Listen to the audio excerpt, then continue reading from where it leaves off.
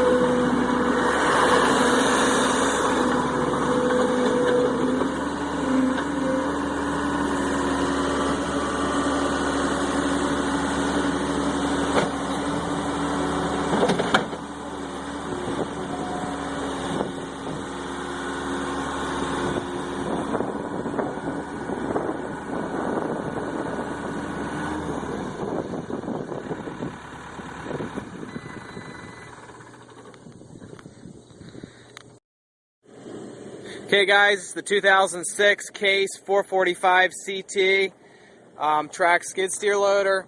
It's got a case bucket. It's an 84-inch heavy duty bucket, I believe. Cutting edge is still, it's got some cutting edge left. It is worn down some, but the actual blade edge is not worn down. You can tell the tracks here are chipped up around the on the pads and everything, but they do have pretty good tread left, and they operate fine. Here's the interior. The seat's in very good condition.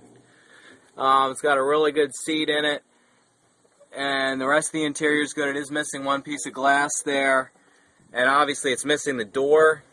This is your model number, serial number. So everything inside is in good shape. Manual's not there.